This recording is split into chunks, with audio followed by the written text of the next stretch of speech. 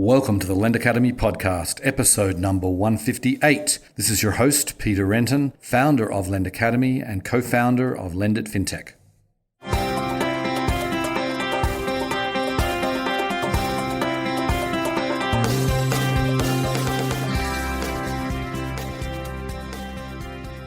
Support for Lend Academy comes from Wonder Capital, the easiest way to invest in large-scale solar energy projects across the US. With Wonder, you can earn up to 7.5% annually while helping to finance renewable energy projects. Get started at wondercapital.com/lendacademy. Wonder Capital, where impact investing meets capitalism.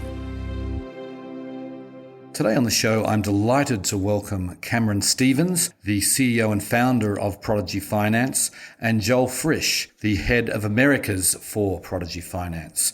Now, Prodigy is a fascinating company. They've been around for quite some time, over 10 years in fact, but they are doing something that is quite challenging. They are focusing on international students coming to various different countries, including the US, and really helping them fund their university education. And it's not a challenge that is easy to solve. And we go into how they do that in some detail. We talk about how they fund their loans and the challenges they have, obviously, in scaling a business that is in over 100 countries around the world.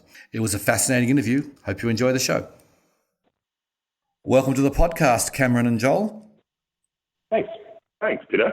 Okay, well, I like to get these things started by getting a bit of background about who I'm interviewing. So maybe, Cameron, you could start off and just give us a little bit of background about yourself and what you've done in your career to date. Sure. So I'm South African, but a bit of a global mongrel. I was born originally in New Zealand, actually, because my parents moved out of South Africa. I also have lived in multiple countries and visited about 95 countries. So certainly see the world as my oyster. My undergraduate degree was in University of Cape Town. I then started a company in Malaysia. I did my MBA at INSEAD, and I then started Prodigy. Okay. And where was INSEAD? Where did you do that? I did it in 2000. I joined the class in 2005 in both France and Singapore. I was originally not intending to go to Singapore because I spent so much time in Malaysia and Singapore, but there's a bit of a wildebeest migration. It's like the Serengeti that goes on in which the whole class sort of decamps. I think it's something to do with the weather in Fontainebleau. Right. But you see the whole class decamping, and it's hard not to be part of the herd. Right. And I graduated in 2006. Okay. And Joel, what about you? Give us a little bit about your background. Sure. So started on Wall Street and was there for a while, both in sales and trading and then in a little bit of private banking.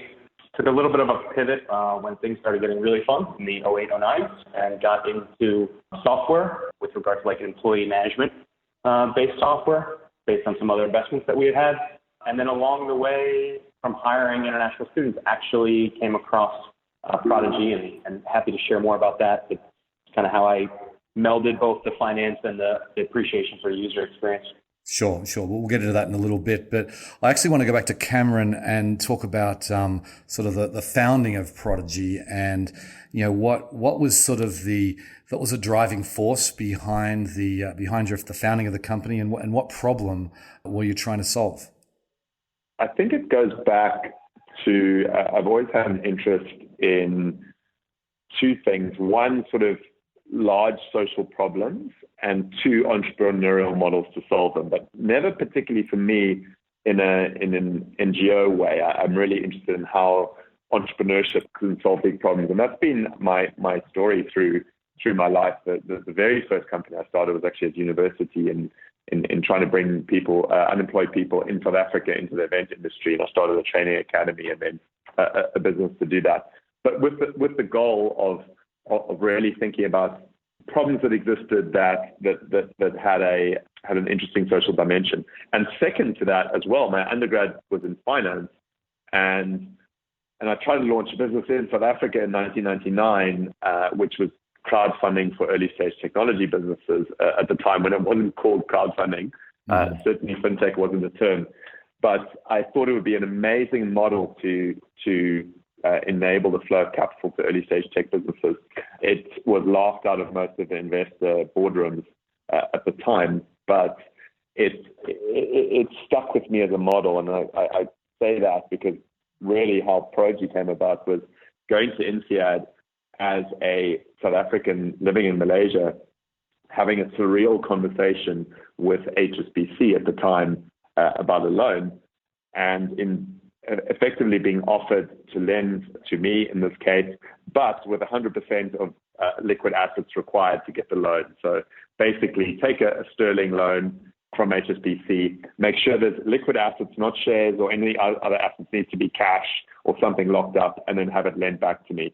And I thought that is just absolutely ridiculous. It meant that I had to defer my year at INSEAD, and found out that this was a really common problem. And at that point, the thought was really, hang on a second, how big of a problem is this really, and who's it affecting? And is there something that we could do to solve it? And spoke to, in that process, a whole lot of universities. First of all, INSEAD, just understanding the extent of the problem at the time, and was it really a problem? It turns out, yes, absolutely. It was one of the biggest reasons for people not being able to attend, disproportionately affecting people from emerging markets. So basically meant that where you were located in the world would determine your ability to get funding. So it seemed very sort of intellectually interesting at the time, and also sort of, you know, engaged in two of the things that have always interested me, that kind of social dimension and disruptive finance, which came together. So it was a personal reaction to a journey that I had, with then an overlay of, wow, this is actually a really big problem, affecting, by the way, not just students trying to study, which was the sort of coalface of how I saw it, but 250 million people in the world live outside of their home country who've experienced similar friction points with finance and lending. Mm-hmm. So it seemed like a really, really interesting problem set to try to solve. Mm-hmm. Okay, then. So, Joel, why don't we, I'd like to switch to you and ask about your, you obviously weren't around at the beginning of Prodigy, but you've been running the business here in the US for a while. So why don't you tell us about what attracted you to Prodigy? Yeah, so I think similarly with regard to kind of identifying a problem and then seeing if there's a way to solve it, I had been hiring some engineering students for our software company, and had hired two international students that had both come to study in Philadelphia, one at Penn's engineering school and one at Drexel's engineering school. And one day in the lunchroom of our kind of company, overheard these two gentlemen kind of just talking about life and bemoaning, their loan payments, and just kind of sat down and wanted to learn a little bit more about what they were experiencing. Came to find out that one of the gentlemen who had come from a rural town in India, his family had been required to put up their mango farm as collateral, and he was paying about 17% on his loan payments. Wow. And the other gentleman who had come from Nigeria had come actually with almost no funding, and had come and begged his roommate's father to co-sign for him. And I looked at these guys, and I knew what I was paying them as first-year engineers, and I knew what their trajectory was. And I said, this is kind of silly. Like, I know the high quality of these students. And so I just went, kind of help out my employees and said, hey, is anybody doing this? Can anyone help them? I said, I'll take your loan. I'll take it right out of your paycheck, and, we can find some savings. And I reached out to all the domestic players in the U.S., even some of the upstarts at the time. I mean, this was the early days of SoFi and some others. And nobody was really interested in the international student. They were hyper-focused on, looking for high quality borrowers in the U.S.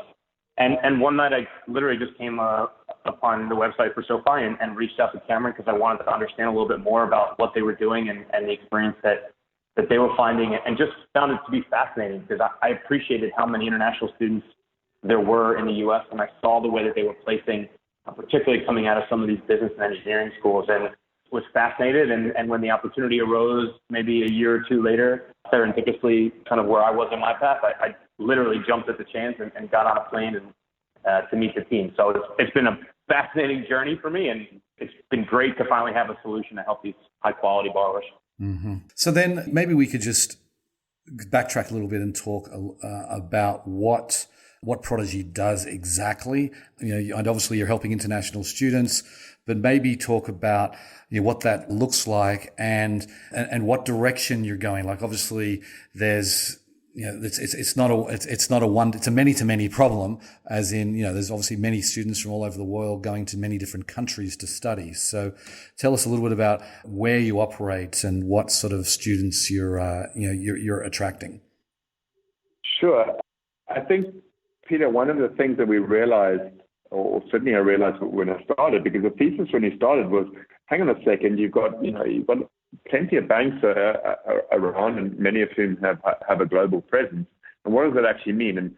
And in unpacking the problem initially, and then trying to solve it, because like Joel was saying earlier, part of the thinking was, how do we solve this problem most efficiently? And maybe a partnership with the bank, not even myself at that time being involved, was a possible way to do that. But quickly realized that how the banks think about risk is incredibly localized. So everything from the initial assessment, from how do you use credit bureau data, how do you get credit bureau data from around the world, how do you think about, in this case, for students particularly, assessing their future earnings potential, because you're trying to understand what are they going to be earning after graduating rather than before, through to collections and repayments channels globally, enforcement globally. All of those things falls completely outside the way a bank thinks about risk, which has always been an inherently localized way from the time, not long ago, when really it's about knowing your local branch manager and forming a relationship, and that branch manager calling up when there's an issue, to what we have now, in which you can move countries, you can move from Ghana to Singapore or the UK to study at Oxford. And that's easy to do, but finance doesn't follow you. And essentially, everything else in the world is being offered increasingly globally, but finance really is not, in the sense of consumer finance, obviously some of the wholesale piece. And it's effectively across the whole system of that fairly broken. So when we started, the problem we were trying to solve was to say, hey, we want to be able to look at anyone wherever they are in the world. It's essentially those national boundaries are irrelevant. We want to be able to assess their potential and fund against it, assuming that they've made their first step in being able to get into one of these top universities globally. Mm-hmm. And so basically, the challenge with that, obviously it's easy to say, but the challenge with that is you're dealing just with people from a vast array of countries. So currently we've supported students from 127 different countries, going to universities in multiple countries, across the US, Europe, Asia, Africa, one or two in Latin America. And that brings significant challenges if you think about a lending model, because really we were the pioneers in thinking about how to be able to do this on a global scale without without needing to be restricted by locally fragmented markets. And so the journey in getting that right is not simple, and it took a long time and still continues to be a challenge. But we felt that it was a worthwhile journey to go on, to be able to get to the point one day when not just in education finance, but down the line, we'll be able to recognize potential wherever it is in the world and fund against it. And we think that's the way the industry is going to go, despite what you might see as some nationalist sentiments more broadly in the US and perhaps even in the UK. Right. But we think that's where the world will end up over the next, pick your time frame, depending on how optimistic you are, decade, 2 decades. And we're really sort of pioneering the space in that. Right. Okay, so then, and if you go to your website and you're right there on the homepage, you've got two different options. I'm looking at it right now. You've got get your postgrad student loan or refinance your student loan. So obviously, the refinancing space, we've already mentioned so far, you've got Common Bond and others really making a big effort, including some of the banks in that space. So can you, I guess, a couple of questions here. You're talking about, you're focusing on, are you focusing on postgrad student loan for an actual student loan? Is this not an undergraduate program? And then secondly, tell us about the refinancing program. So maybe Joel, do you want to give us some information about that? Yeah, so I think it's important to kind of think about the journey that we've been on, because when Cameron first started, we were just starting MBA students, supporting MBA students at INSEAD. And I think it was a very tangible kind of piece to go after. And also, if you think about from a business school perspective, there is a lot of data readily available to understand how these students are ultimately doing. because in the absence of credit history, and if you really want to be forward-looking, you really need to understand how these folks are going to end up. And I think that was a very logical place to start. Over the subsequent 10 years, you've seen us expand not just in the MBA space, but in other postgraduate spaces across business schools, then engineering, law schools, policy schools, and even most recently in the medical space, starting with some advanced standing dental programs. And postgraduate has really been where we focused because of a combination of understanding how these students ultimately do. They're typically on average 2-year programs. Also, they typically are some of the most expensive programs.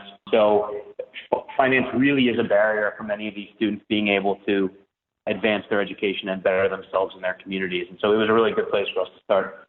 I think the second piece of that journey, as you mentioned, is not only offering to the incoming student who has a blocker as far as how they're going to fund school, but then with us with refinance, it's really been looking at those students who maybe we missed because we only entered into the marketplaces within the last few years. So for example, our first loan in the United States was in 2014.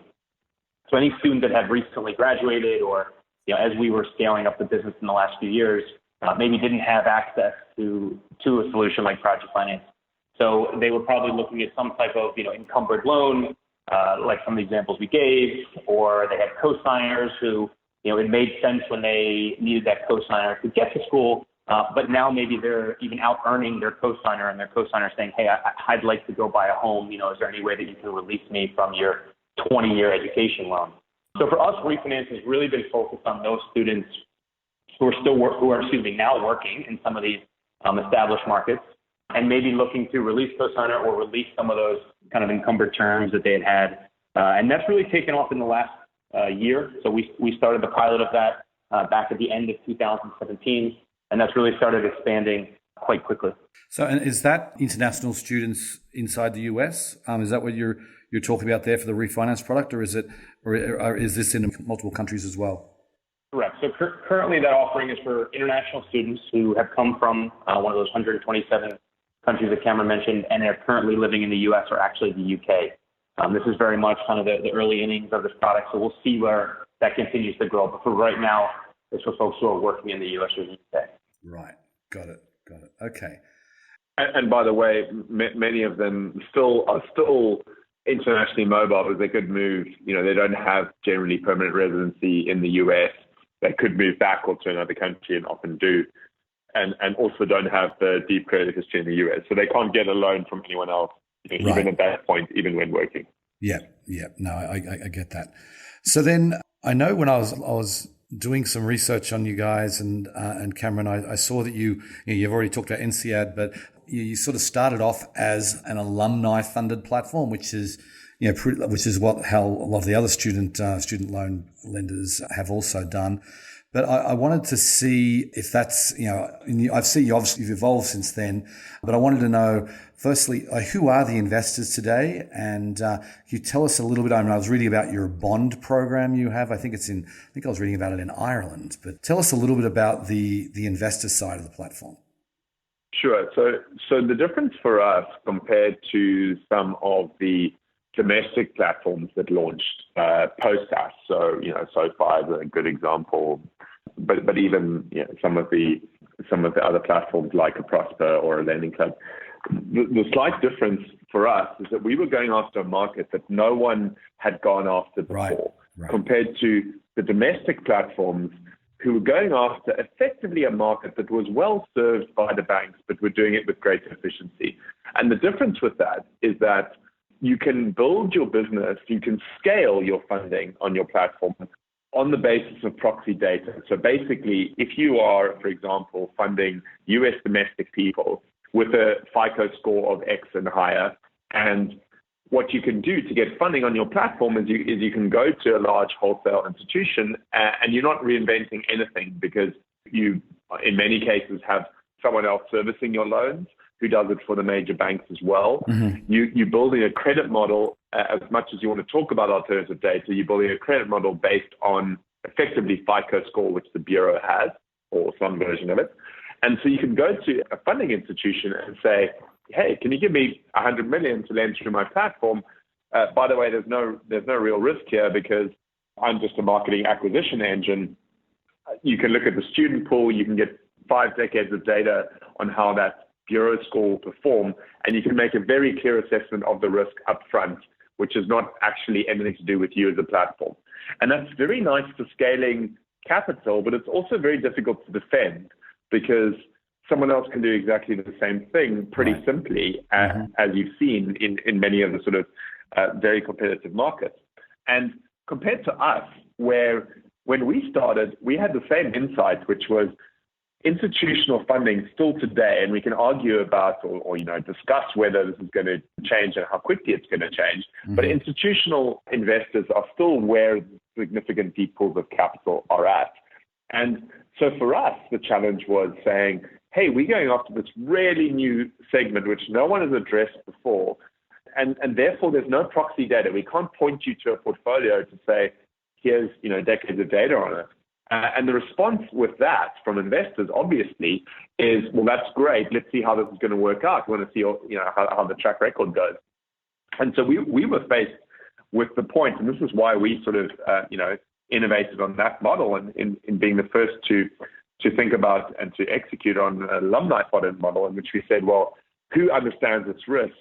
And my earlier thoughts about crowdfunding from 1999 came to the fore as well, and saying, hey, alumni should get this. They were in this journey.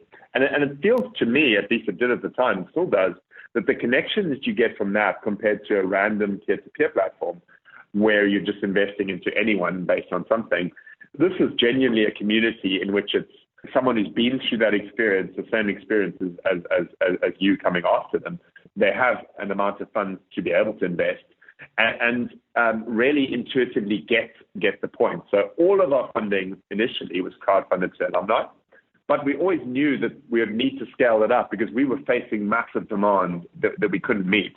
And so, but it took time, and that's a little bit frustrating when you're scaling linearly initially in the early phases of the business. So the first 5 years was 100% alumni funded. We then, once we had a decent track record to be able to show people actually repay, still slightly early days, but you're seeing repayment performance and you're seeing the model work. We then started a partnership with the impact investing team at Credit Suisse, which was still today has been a fantastic partnership for us. So they would distribute to their private client base. So very much sort of similar to our alumni base of funders, just done through Credit Suisse distribution to the same type of investor, but through Credit Suisse. And subsequent to that, we've got additional data and additional proof points, which has meant that we've been able to bring on additional sources of funding onto the platform as well. So additional banks have been joining. But for us, we had to really prove out that journey from the early days.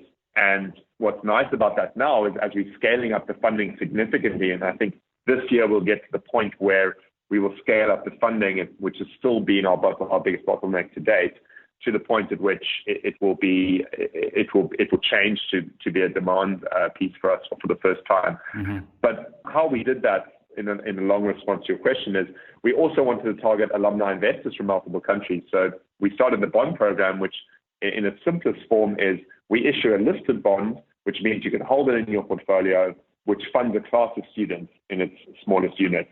So the bond, there's nothing fancy going on in the bond structure. It's not, we're not putting tranching in or anything complicated in it. It's the same as if you were funding, let's say, the 100 students that made up that bond, or let's say the Oxford class of 2017. You fund that bond and you get repaid as the students are repaying. And it's as simple as that. It would be the same as if you funded those 100 students directly, but in a much more efficient mechanism for you as an investor with a lot of security around it because you get bankruptcy, remoteness, and lots of other bells and whistles. Right.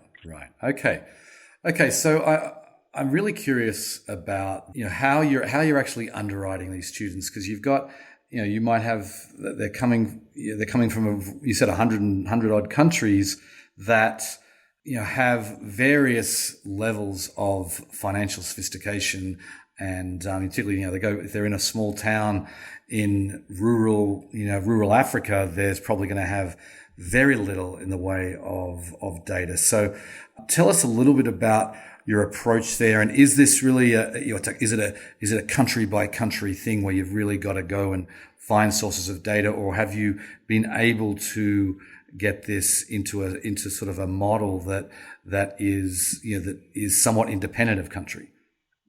Sure. So what we were trying to solve in who to lend to and how much to lend to them and how we think about that is no different to anyone who's making a lending decision in the sense of being, your two basics of trying to understand what someone can afford to repay, and if they can afford, are they willing to repay you?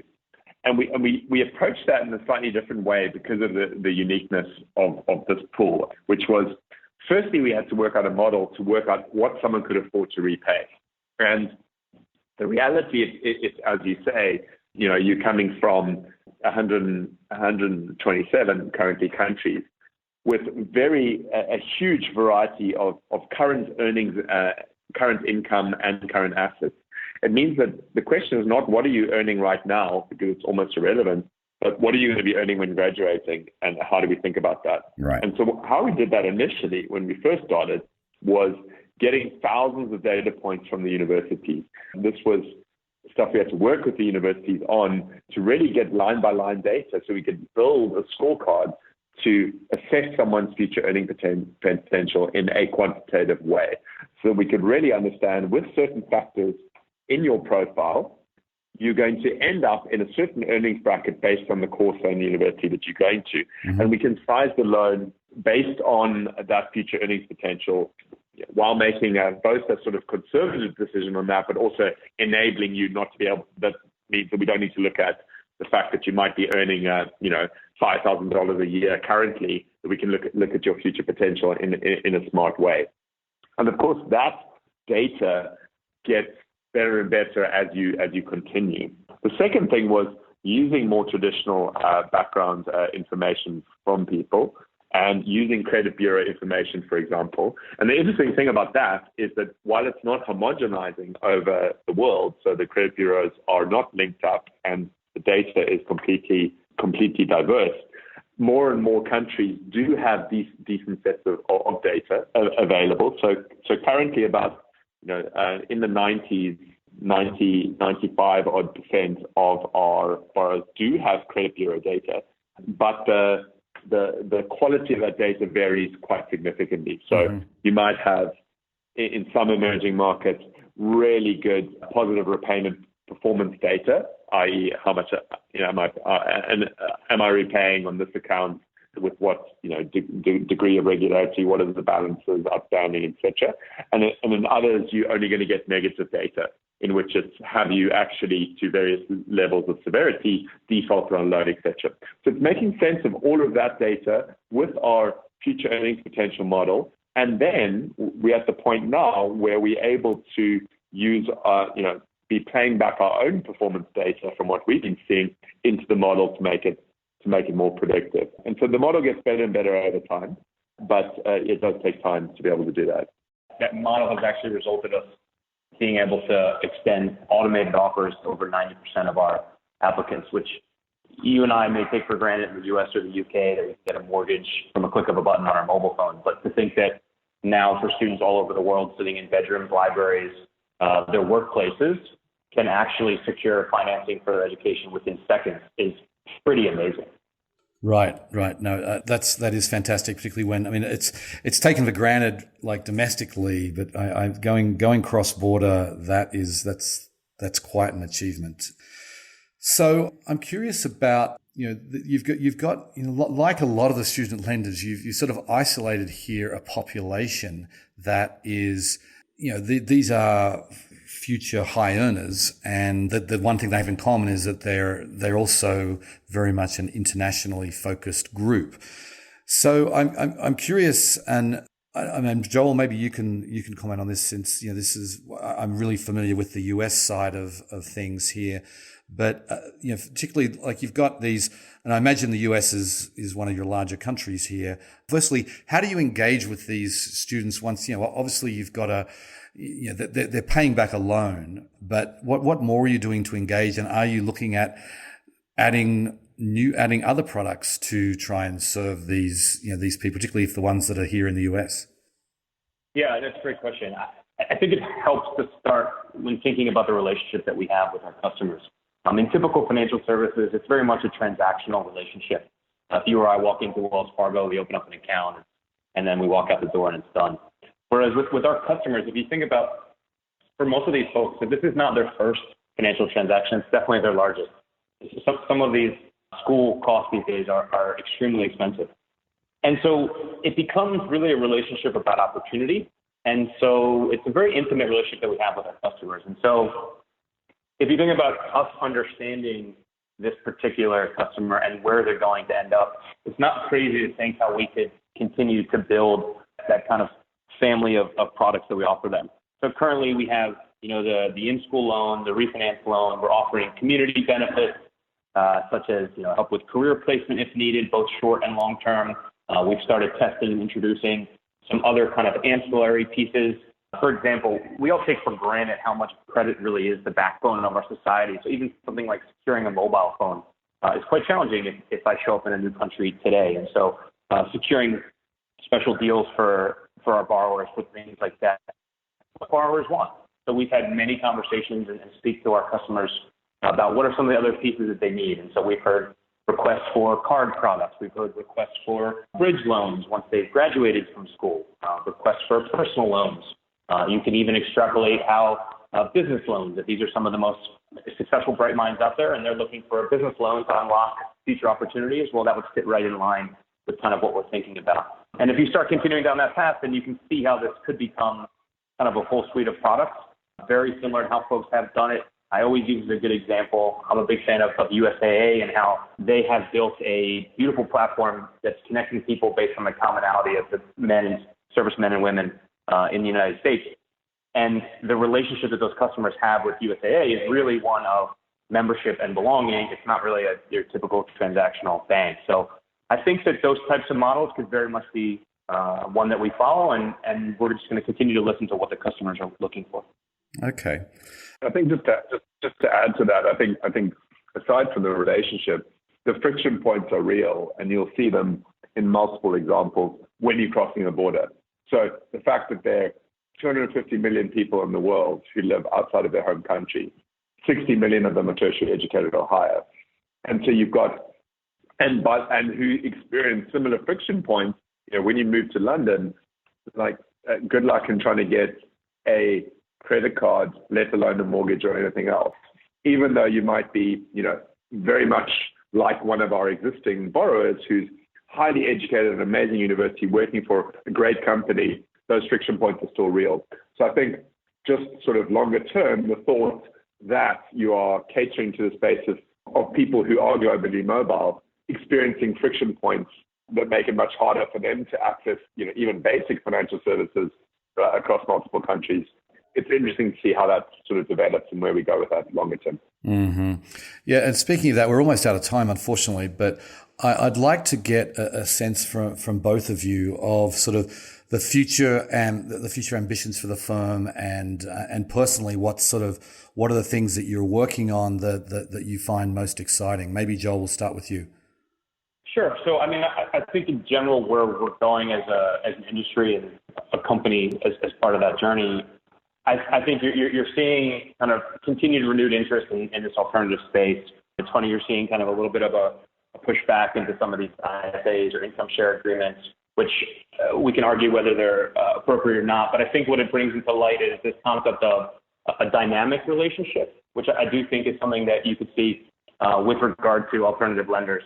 If you're continuing to de-risk or add risk to my relationship with you as a borrower, why should we have a static rate the whole time and static relationship? So I think that's kind of interesting. And then you can layer on some of the additional access to information and data, utilizing things like blockchain. I mean, recently saw Equifax and TransUnion start to run a small pilot with about $20 million in alternative lending with the identification of the borrowers on the blockchain, which is a little interestingly ironic, because if you think about it over time, if that would work, then you really wouldn't need credit agencies because you have access to the individual and you can see what they're doing. So for me, those are really interesting. On a more local level, it's most exciting as we continue to kind of blaze into new areas. So as I mentioned, we just started launching medical programs. That's really, really fascinating to understand about a whole new area of students that are encountering the same type of friction, but we haven't supported before. And then I think lastly, just with regard to kind of where we've taken the growth in the last few years, we're just seeing deepening of relationships within many of the schools that we support. So, it's one thing when you're year one, you're the new kid on the block, and then you start seeing that, oh, wow, Prodigy has helped all these students come to our school. And after a few years, well, Prodigy has actually helped hundreds, if not thousands of students come to our school. And so we're engaging on a whole nother level.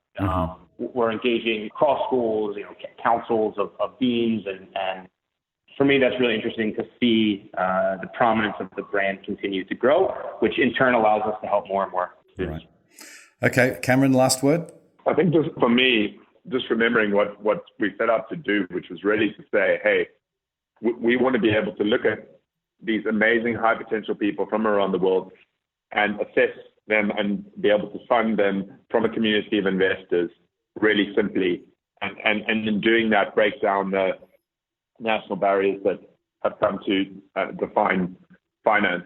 And that's, that's the mission that sort of keeps me engaged and focused. More specifically, I think this year we're going to roll out a pilot in something about access to education through funding in Africa, which I think is going to be really interesting. But more broadly, it's about really making that mission come to bear at scale, which is both challenging and very engaging and rewarding. Mm-hmm. Okay, well, we'll have to leave it there. I wish you all the best. It's a noble mission, that's for sure. And and thanks for coming on the show today, guys. Thanks, Peter. Brilliant. Thanks, Peter. Okay, see ya. Cheers. Bye-bye. I sometimes wonder if, in 10 years' time we'll live in a world where information crosses borders, financial products cross borders in a seamless way. We certainly are a long way from that, and companies like Prodigy are really leading the way where it comes to breaking down the barriers between borders. Now, I think, whether or not we get to a completely seamless system, I think depends upon the innovation that is happening in fintech with companies like Prodigy and others that are doing things where it can really help people take their identity around the world and take their financial data around the world with them. As an immigrant to this country, I've had this problem firsthand, and I feel like it's one that desperately needs to be solved, and one that I think will make, it will certainly make people's lives easier, and I think it will make the world a better place. Anyway, on that note, I will sign off. I very much appreciate you listening, and I'll catch you next time. Bye. Today's episode was sponsored by Wonder Capital. What if you could help businesses across the US go solar while earning up to 7.5% annually? Since 2015, individuals have invested tens of millions of dollars using Wonder Capital's solar investment platform. These individuals have helped to finance nearly 200 large-scale solar energy projects across the US. Alongside individual investors, Wonder also works with financial institutions like a prominent Wall Street hedge fund that recently invested over $100 million with Wonder. If you're interested in helping businesses go solar while earning up to 7.5% annually, go to wondercapital.com/lendacademy. Wonder Capital, where impact investing meets capitalism.